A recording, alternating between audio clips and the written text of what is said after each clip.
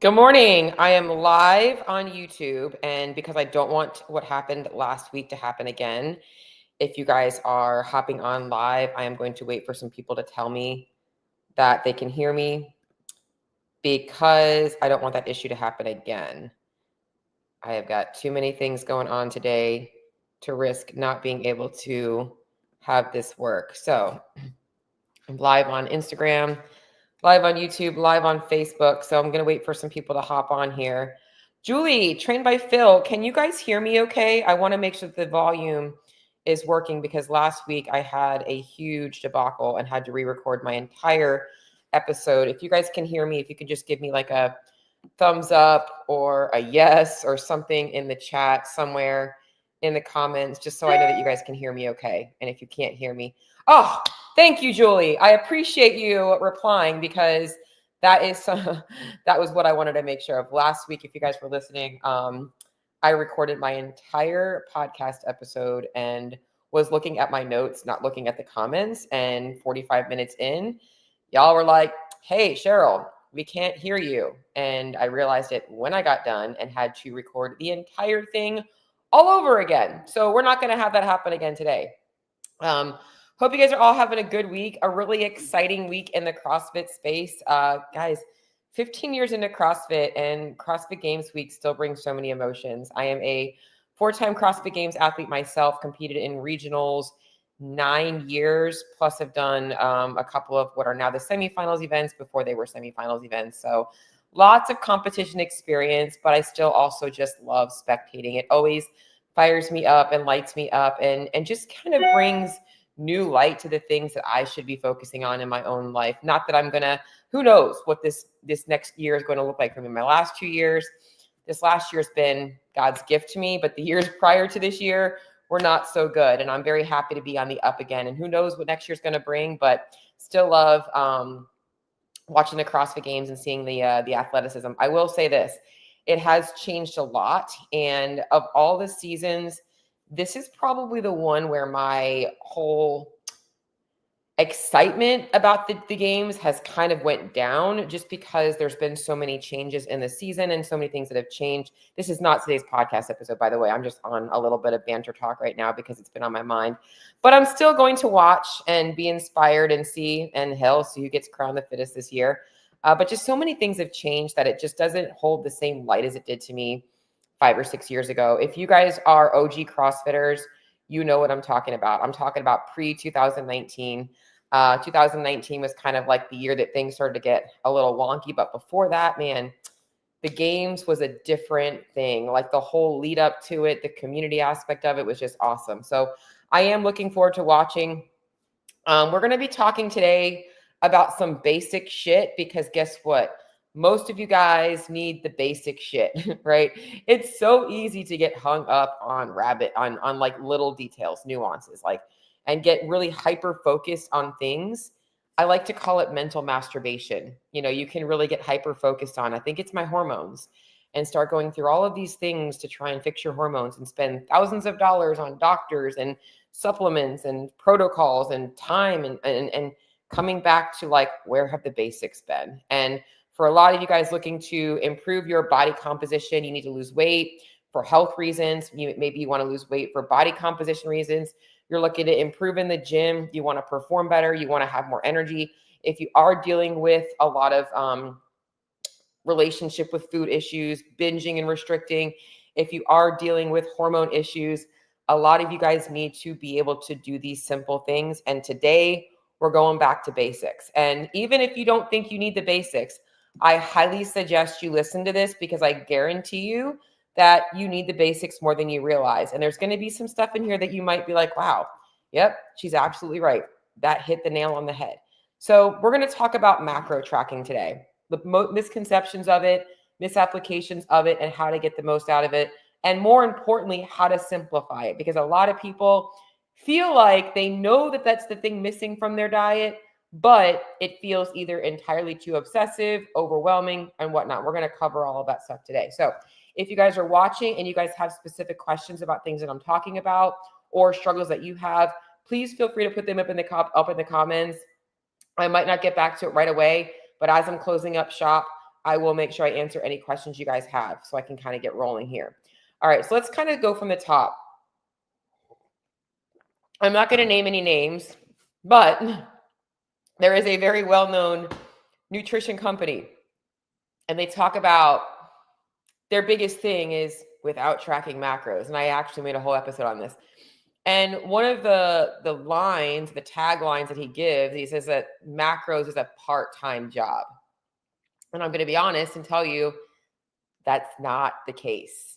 Macronutrients is not a part-time job. It is a temporary job, very different. Because if you are part-time macro tracking, you are likely not getting anywhere. You are like, I'm tracking half the time, but not the other half the time. And that's likely why you're not getting results. If you truly want to see fast, predictable results with your body composition, with your health, you want to feel better quicker, tracking is the tool that's going to get you that. However, it is a temporary job. I want you to think of it like a project that you got to get done in your house. Yeah, every single week you got to clean your house and all that stuff, right? But you might spend, a season of your year saying, I'm going to remodel my kitchen, right? Like that's where this comes in. It's not it's a full-time job for a temporary time in your life. However, we're going to talk about where this goes wrong. Okay. Fat loss is not a full-time commitment. It's not a lifelong commitment. It's a temporary commitment. That's what you guys have to understand. So you're focusing and you're full time on this goal, but not forever. It's the fat loss phase that is temporary. And the faster you get in and you get it done, the better. If you part-time anything, you're not going to get there very quickly, right? We want to go all in, get the basics covered, and then get out. Okay. So let's go over some common beliefs. You might be hearing everything and say like, yeah, I tried tracking macros. I got obsessive. I found myself, I couldn't be flexible with food. I was never eating out anymore. Maybe you felt like it was time consuming. You were always thinking about your food. You were always plugging food into your app. You were always weighing things out. Or maybe you found it ineffective. You're like, I tried it and it just didn't work for me. Okay. So there's a lot of misconceptions about macro tracking in particular and what it actually is. Number one is a lot of people focus on perfect macros. And I don't even really believe in macros as a diet philosophy. It truly is just a piece of, I just got kicked out of my freaking notes. Thank you. Why does life have to be so complicated? I'm in the middle of a podcast and today my stupid thing wants to reset and I might have to do this without notes. That's just going to be fun. Are you kidding me?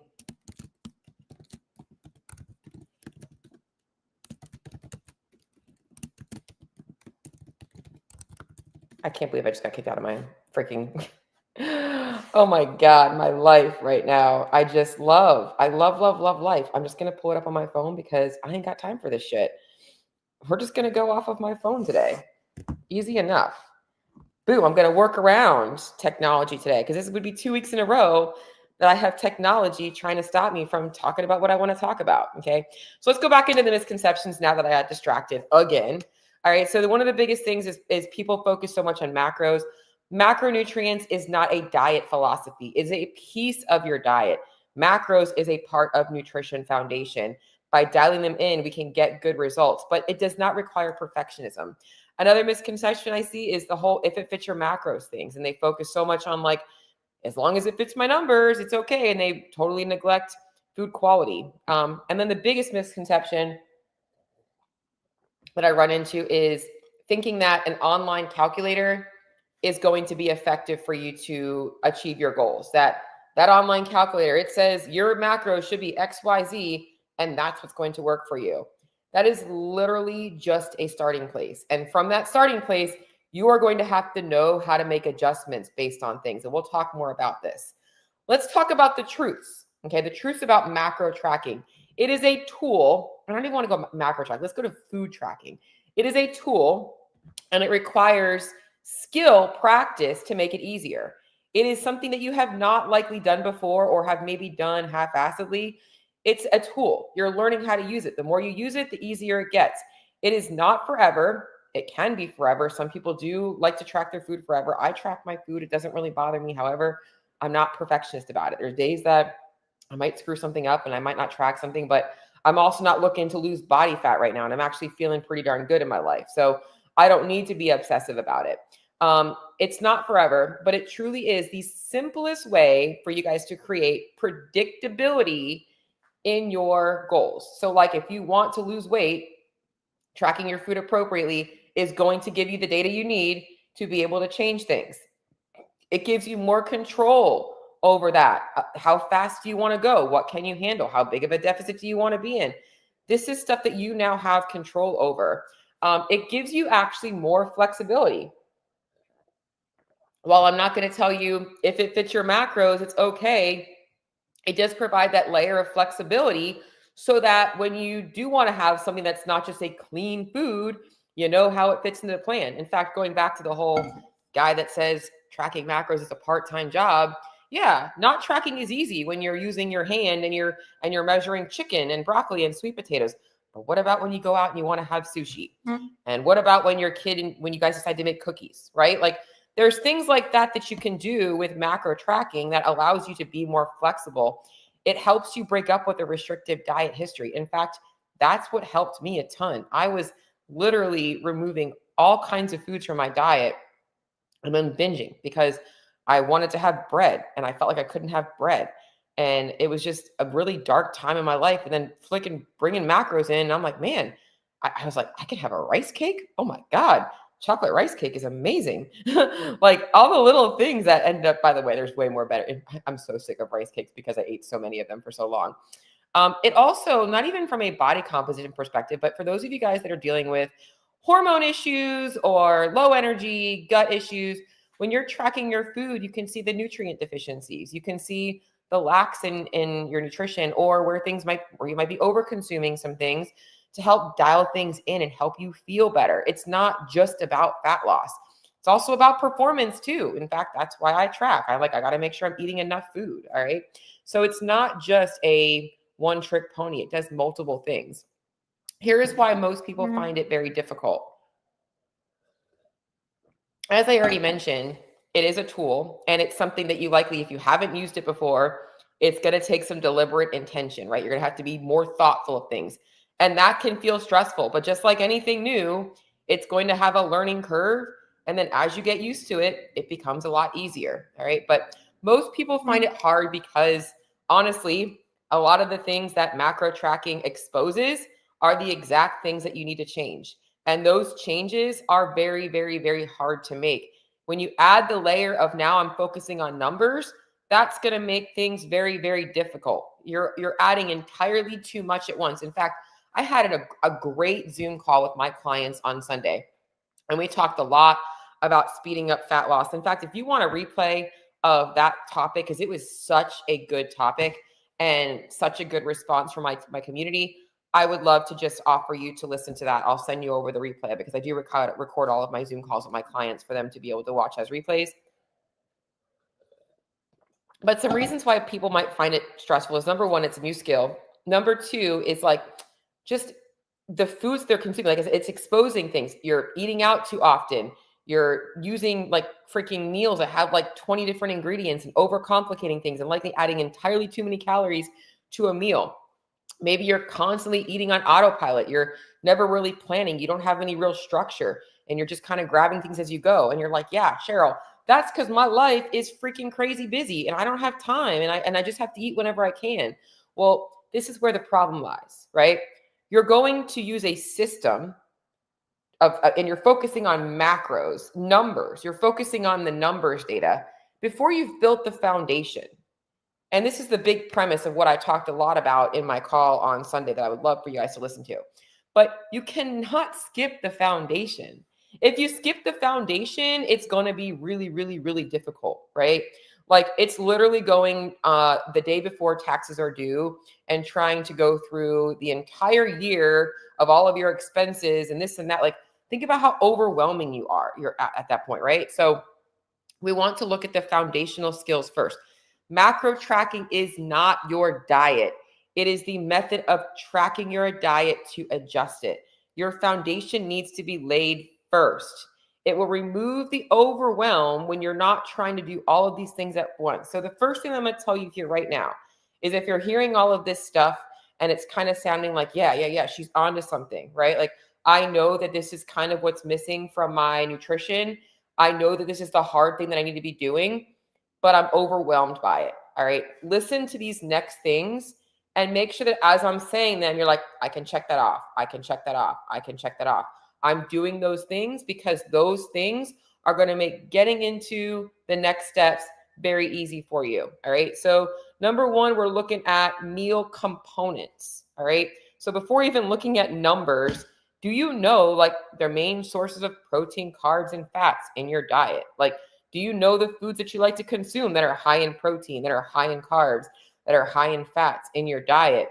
Do you eat a lot of foods that are combinations of those things, right? Like, you want to know your food buckets, I call them, like knowing where those things come from and how to build a balanced meal. You should know how to build a balanced meal without having to ever track a number. Like, it should be simply putting, all right, protein on my plate, some carbs, some veggies, a little bit of dressing. It kind of happens naturally when you're having a complete meal. Hell, think about a freaking sandwich. How complete is a sandwich in macros?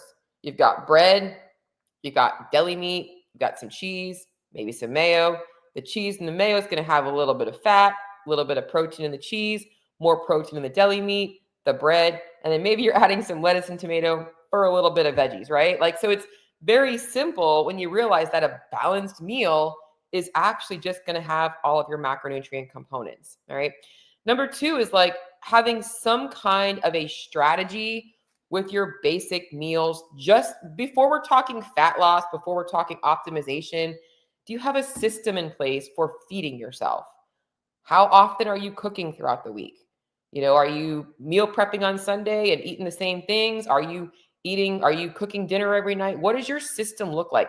How many times a day are you eating? These are the things that we'll talk about 10 times a day. What are you doing to prep and plan your meals? These are foundational skills that are going to make the macro tracking easier. If you're just winging it every single day, surely you can do that and be successful with macros, but I'm trying to make it easier for you. You got to have a plan to your food. Okay. Number three is, as I was kind of getting into, is having a routine eating schedule, right? So for me, I know my meal schedule. On my workout days, I have a pre-workout snack. I work out. I have breakfast. I have a pre-workout meal. I work out. I have a post-workout snack. I have dinner, and then I have a snack. That's my workout day. On a non-workout day, I have breakfast. I have a meal. Actually, I have 2 meals. I have 5 meals instead of 6 meals. Really, that's the only main difference. Okay, I don't have a pre and post-workout meal. So, but you have to know your structured eating schedule. It goes by, for me, it goes a lot by my workout schedule, but on my non-workout days, it's based on like when my body normally gets hungry, which is usually around the same time as around my pre and post workout. Okay, so we want to have some routine there. And that's going to also help you just by following these things. If you're not doing these things, these are going to help you already. Like, this is like the step before the macros. So if you're not doing these things are the things you should be focusing on first. The macros is just the next thing, okay? And then the final piece of this is having a focused mindset. You cannot go into a phase of focusing on a goal, which is why we're using macros, is we're not just using macros we're not just counting macros to count macros. We're not just like, oh, I'm just going to start counting macros today. No, like, you're doing it for a purpose. You can't go into this without having a purpose. Like, you've got to have a purpose for what you want to be achieving, right? So like, we need to have a reason to do this. So you have to have a focused mindset. I would like to lose 20 pounds of fat right now. I am so tired of feeling bloated every single Monday, not feeling normal again until Wednesday. This constant freaking battle of like trying to figure out how to like stay consistent is driving me crazy. Whatever. I'm tired of the doctor telling me this, that, and the other thing. I want to feel better. My workouts suck. Why am I bonking? Why am I the slowest one in the class? Like, whatever your reasons are, you got to have a reason why this is going to be relevant for you right now. Because otherwise, you're going to half-ass it. And you're not going to get anywhere by half-assing anything. All right. So like, if you're just like trying to pick up the skill of macro tracking, that's great. But like, I honestly think there's a lot better things you can spend your time on. So let's actually have a specific goal while we're working on this. And now, in order to be successful, this is the big thing here. So those are all like the foundational skills. in terms of just being healthy, like just being healthy. Like those are like, I am somebody who prioritizes my nutrition to be my best self. I don't have any specific rigidity in my life. This is me living my best life, right? Now, in order to be successful with getting into macros, these are the next two pieces that you skip and you need to prioritize first, all right? Before focusing on numbers, because you likely don't even need to focus on numbers. If you've laid that foundation, these two things are going to 100% be the biggest driver of your results without ever actually even looking at a number. And in fact, I had a client yesterday. She's like, Cheryl, I don't know if I should be worried about this, but on my workout days, I'm always like 30 grams over on my protein. And I'm like, yeah, I don't really care. Like, I look at her numbers, I look at what she's doing. I see that she's not always 100%, but I see her trends. I read her feedback. I'm not going to take it away. Why? Because it's working. Like, this is not about perfection with numbers. All right. But these two things you want to be 100% dialed in on. And this is where most people go wrong. You need to be weighing your food consistently and you need to be tracking your food consistently. Everything. I'm not just talking about Monday through Friday. I'm not just talking about your main meals.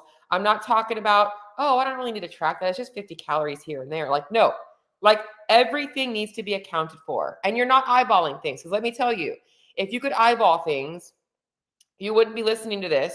You wouldn't be saying, wow, I'm 20 pounds overweight by eyeballing things right. Like, that's not the case. We need to have a come into Jesus moment. And it's like, okay, like she's right. I had to have it. I had to have that moment where like, I'm clearly missing something because my weight is going in the wrong direction. All right. So we need to know that we are weighing and tracking all of our food consistently. And you need to learn how to hold yourself accountable to times when you did not prepare the food. So case in point, you're able to weigh and track your food when you've, portioned it out.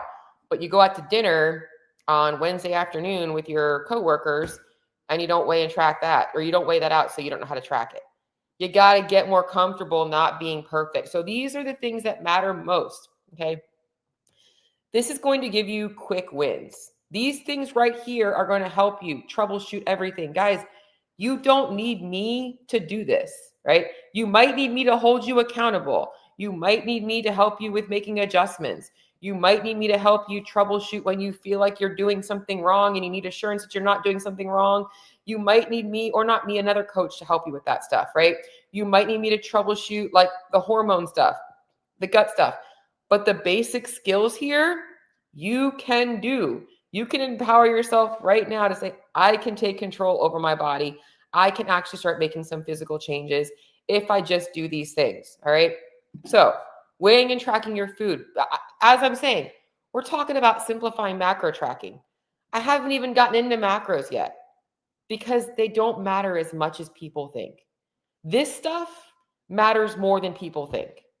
So this is where you guys should be putting all of your focus. And then we're going to start to get into some things now that are going to help you guys. If you're like, yeah, I'm past all that shit. I'm past it. Get to the good shit. Get to the good shit. All right. So now we're talking about getting into macros. You've laid the foundation. You're meal prepping. You're cooking for yourself most times. You're weighing and tracking your food. You have some kind of a system with your meals. You now need to know, how much should I be eating to get to my goals? And how do I make this easier without playing fucking macro Tetris every single day? Because I'm tired of it being 8 o'clock at night and I've got 100 grams of protein left and no fat. Like, that stuff is what we want to eliminate, right? Which, if we've laid the foundation, that's not happening because your meals are balanced throughout the day. You might be like, I'm always going over on my fats or always over on this, but you should be able to now just make some small tweaks, okay?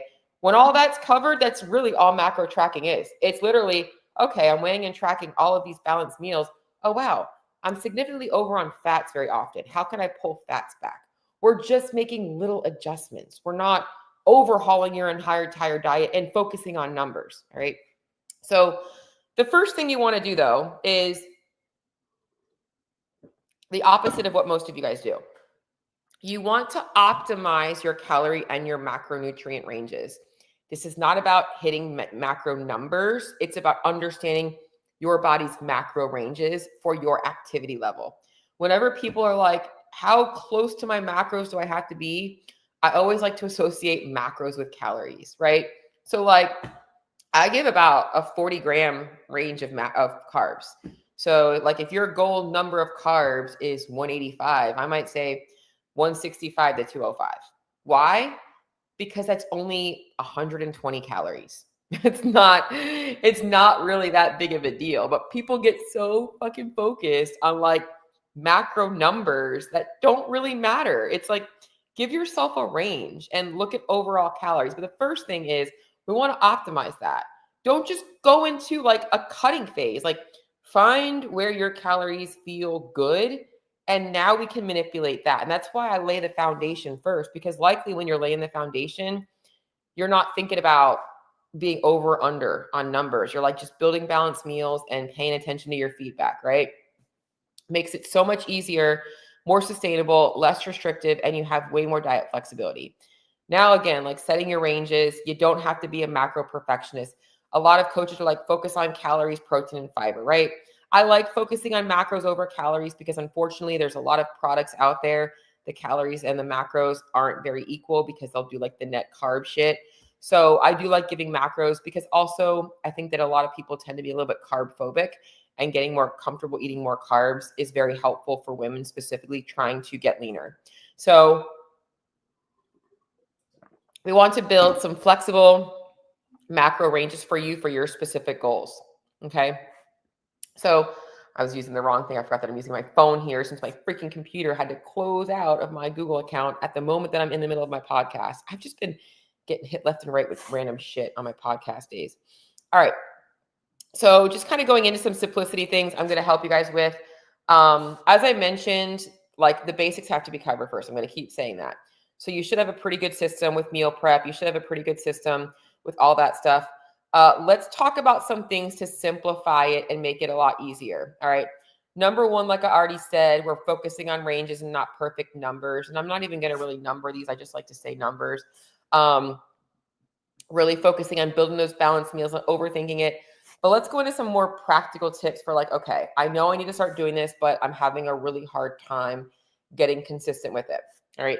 So here are my top tips for simplifying the tracking part of things to help you. All right. Number one is pre-logging is probably the easiest thing, but the thing that most people are most resistant to.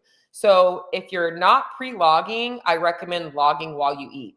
I am a log as I eat kind of a person. So I kind of pre-log, but and what I basically do is at breakfast time, I will log my breakfast while I'm eating, but I typically log the rest of my day, the things that I know that I'm going to have or I think I'm going to have at breakfast time, and I can always adjust amounts or change things out later. I kind of have, I call it like the skeleton plan for the day that I can always adjust, and I try and keep pretty simple meal rotations so that I'm not having to always rethink the wheel. Every once in a while, I might throw a new recipe in, but then it's just like one quick thing that I'm adjusting. Number two is you can always also save meals that you have very often. If you are somebody that has like 4 or 5 different rotations of breakfast, lunches, and dinners, in your app, you can save those meals so that when you're going to log them, you can just go to like, protein pancake recipe or whatever, protein pancake breakfast or, eggs and cottage cheese breakfast, whatever it is. And it makes it easy for you to just go ahead and go in there. And these are some more like practical tips for being in the app and actually tracking things. Number 3 is using the copy feature. So like a lot of people are like every single day they're re-logging things. Like, no, like there's usually an area where you can like copy from the day before or swipe to copy the meal before. This way you're like just the repeatable stuff, you're just adding in there. When it comes to making adjustments in your nutrition, like if you're not somebody that's having the same thing, using the exchange method when you're making changes to your meal. So like I mentioned, I like to have a skeleton plan, but let's just say you're like, I want to have rice instead of a potato today.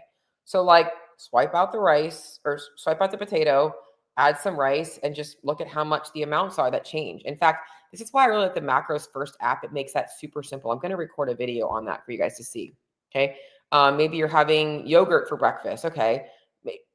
or you had yogurt for breakfast yesterday. Maybe today you want to have cottage cheese. Like you can swap it out and just kind of see how it changes. Maybe you're having, oats versus toast. Like those are things you can just simply swap out and it makes it super easy.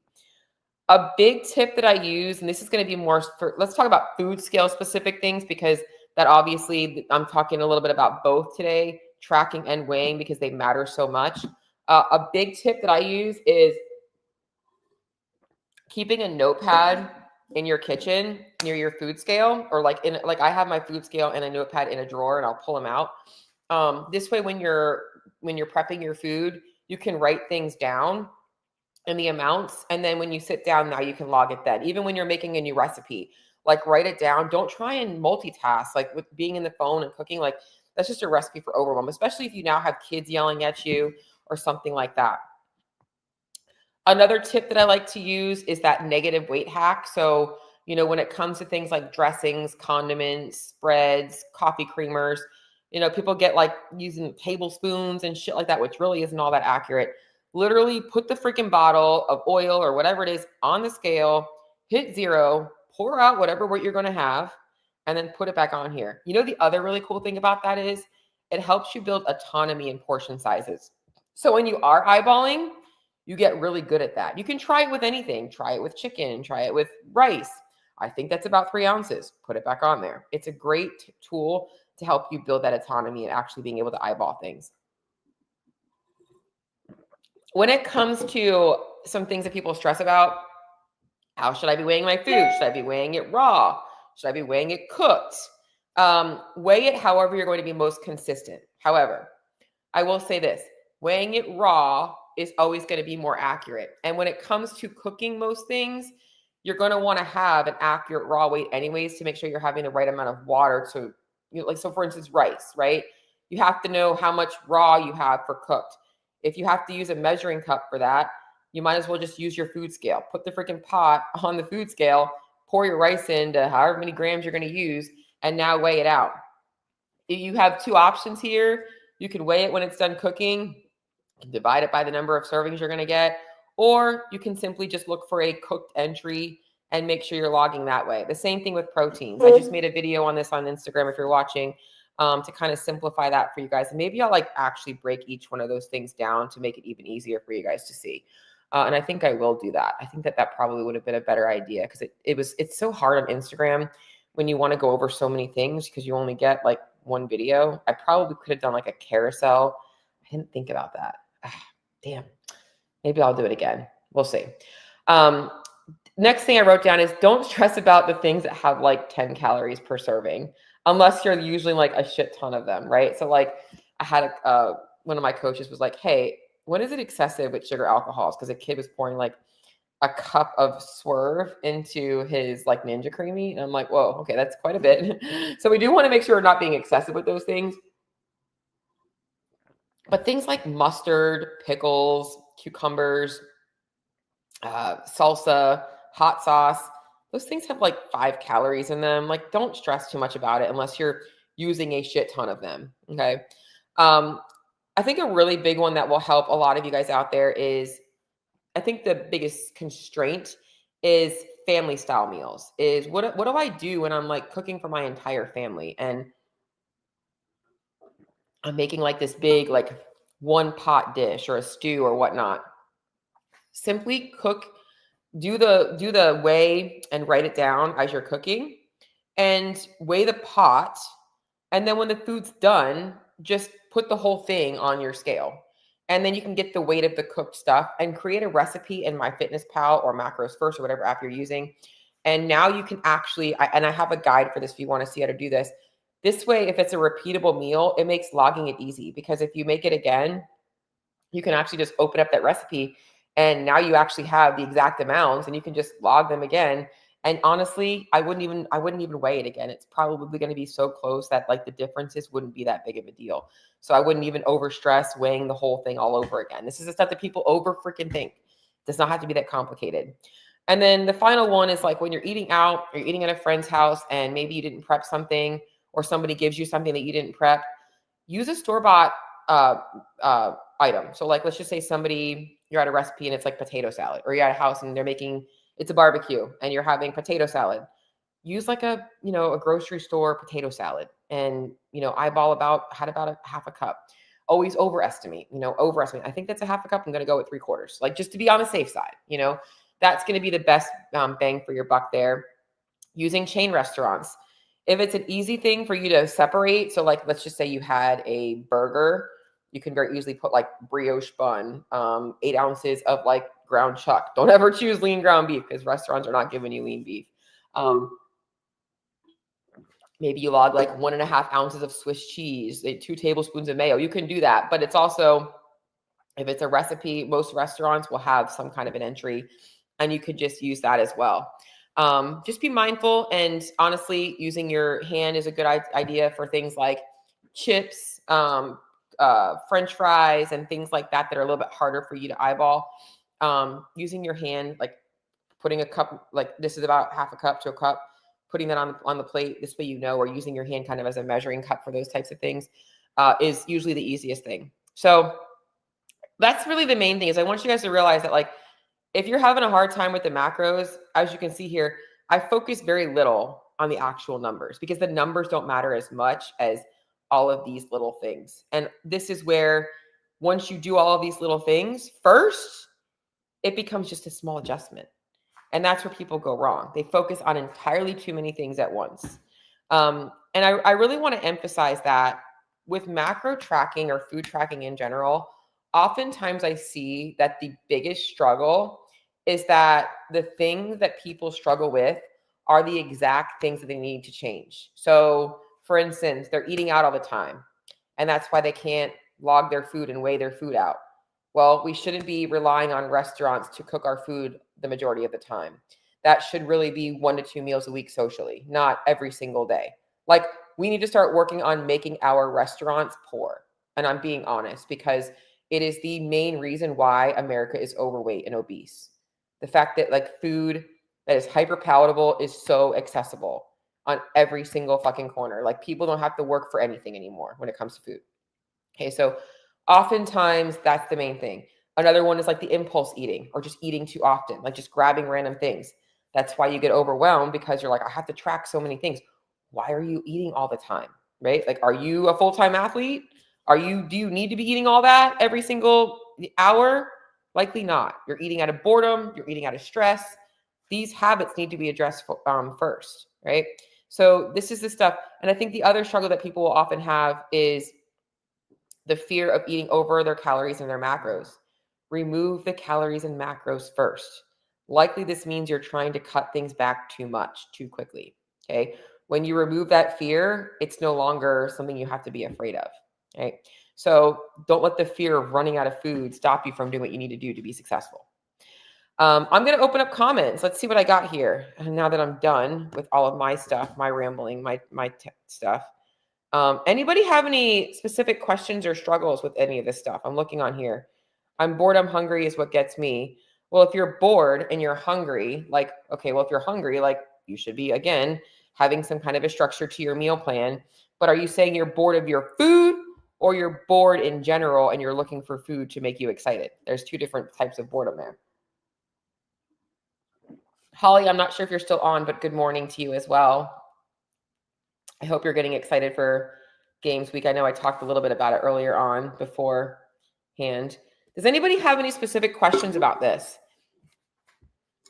How many of you guys, if you're watching this, are listening to this and you're like, I struggle with tracking my food and I don't understand why it's relevant or why I need to be doing it.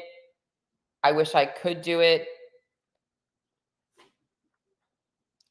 And maybe you don't have any fat loss goals. Maybe you don't have any health goals. Maybe you don't have any performance-based goals.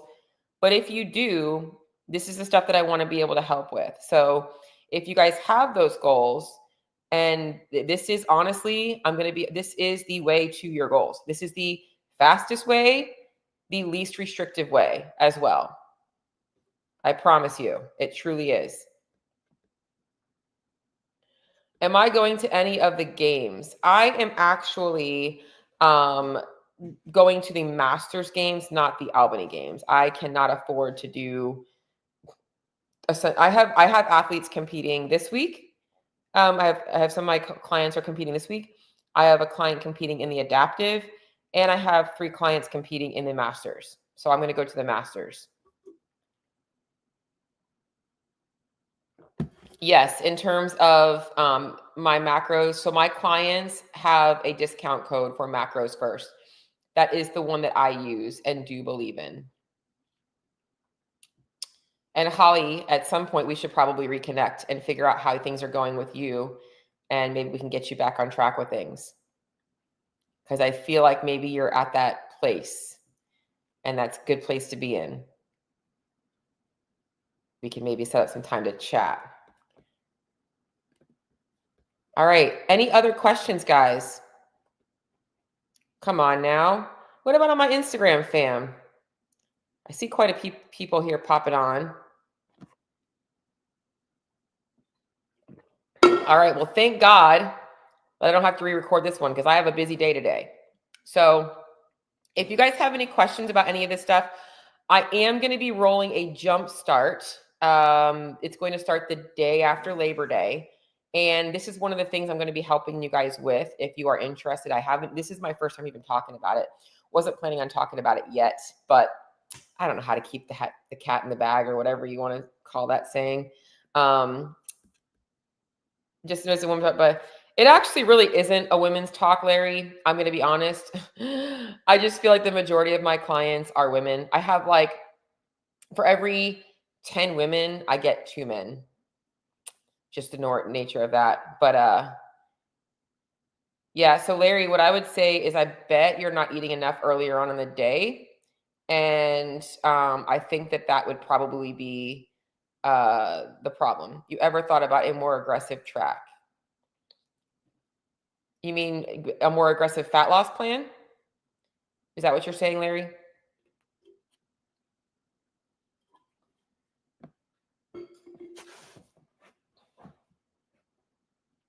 If that's what you're asking for, is a more aggressive track, starting something for crazy people. So here's the deal: is I will go at the pace that my clients want to go for. I have some clients that take it very quickly, others that don't. It comes down to, though, and I actually said this to my clients on Sunday. You guys have to realize, if you have fat loss goals, the speed of getting there doesn't matter as much as your ability to maintain it. So I'm going to ask you, Larry, because I know that you have lost weight in the past and likely regained it. And you likely, every time you've done it, have done it in a very aggressive way. How much have you actually lost and maintained? Or do you keep regaining the same weight? Because faster weight loss doesn't always mean to sustainable weight loss. And the goal, I think, for most of you isn't to keep losing and gaining the same weight. Wouldn't it be nice to finally have to be able to say, I don't have to fucking diet for the rest of my life. I don't have to constantly track my food. I don't have to go into another fat loss phase again. I can actually just maintain my life. Because that truly is the majority of my most successful clients. That's the goal. When you try and go into extremes in your diet and you don't learn how to build flexibility in, it's why you can follow the diet plan for a long time, but you can't stay consistent. So I would say, Larry, for you, it depends on, what aggressive looks like and what's holding you back from getting further. What's holding you back from, because I don't know what your lowest weight was, how much weight you've regained. So I think that would be the biggest thing, is knowing, all right, what do I need to do to actually make this sustainable for me? But yeah, all of my clients that I work with, it's not me that dictates their pace. They tell me how fast they want to see progress. And it comes down to what are you willing to do? How uncomfortable are you willing to get? And we have to make sure that we have a good exit strategy for that. Good questions, though. Any other questions here? All right. Just looking to see who's been on here. Y'all are awesome. If anybody has any specific podcast episodes, and Larry, you just made me think, I need to make sure I guess I should probably change this, not to saying macros for women who don't have time for macros, because honestly, I want men too. In fact, I've got some very successful guys. I have a call with one of my male clients in about an hour and 15 minutes today. But I definitely want to know that my main people that I want to help is if you are somebody who likes to work hard and you're in the gym and or you're starting the gym and you want to, be more successful in the gym and, maybe you're overweight, maybe you're just not feeling great, you need to dial in the nutrition.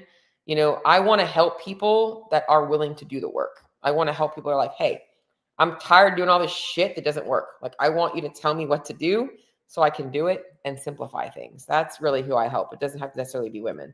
I just happen to primarily work with a lot of women. So, all right. Well, I'm going to hop off before I keep chatting. I would imagine that macros for women aren't much different. Agreed, Sean. So, Sean, 100%.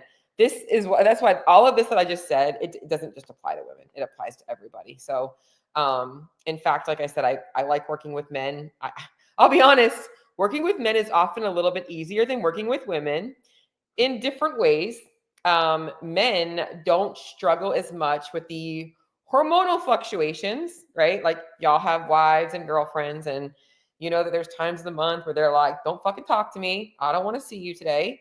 And then there's times of the month you're like, where have you been? Right? Like, so like, what just happened? Like 2 seconds ago, you were like a different person. Like, and they truly were. Okay. So with women, I have to deal with a lot of the stuff that comes along with their cycle. Men, what I deal with is they're very black or white with their food. And like, just whenever I have a guy that starts working with me, he goes from eating pizza and drinking beer and all of these things. Now he's like eating beef and sweet potato every meal. That's it. Beef and sweet potato every meal. And I'm like, yo. And then he's like, I went to Chipotle and I got the whole bag of chips and I ate them. I'm like, this is the problem. We need to have a little bit more diet flexibility. All right. So that's usually what I deal with my guys, is that's the problem. And then I have some guys that are somewhere in between. They just need some guidance on things. But yeah, at my age, I probably don't have a ton of hormones. You need to have hormones. Hormones keep you healthy. There is a time and place for HRT therapy, but there's also things we can do with lifestyle and with health and food to help optimize hormones. So all things that we do. That's why I know I talked about macros, but I really didn't talk about macros today, because macros isn't as much as people think it is. It is a big part of the diet, but it's the systems that macros ends up creating. So in fact, that's really why I think macros is so effective. Is because if you're at the point where you're tracking your macros, you've covered all of the basics. But cutting or being old doesn't seem to hurt my strength. I just need to figure out accountability thing. Larry, you know where the accountability comes in, and I'm not here to sell coaching. Maybe I am here to sell coaching. I have a coach. Am I very knowledgeable? Absolutely. Could I do my own nutrition? Yes. Can I always hold myself accountable to doing the things that I don't want to do? No, because sometimes they're uncomfortable. There are things that I struggle with in my own nutrition journey, and having a coach helps me with that. The best coaches have coaches. Asking for accountability is not weakness. It is actually gives you strength. Most people don't know what they're doing wrong and don't want to face the uncomfortable things that they're doing wrong.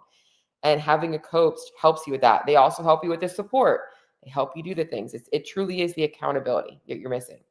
Most people, in fact, I was asked that question recently in one of my coaches cohorts. I work with a bunch of other coaches in the space, and we were talking about like, what do you feel like you help your clients with the most? And I'm like, most of the time, it's keeping them committed to doing the things that they need to be doing, like 100% of the time. So definitely feel like that's the biggest thing. We all do have very different struggles. Everybody does. So we all have our own demons.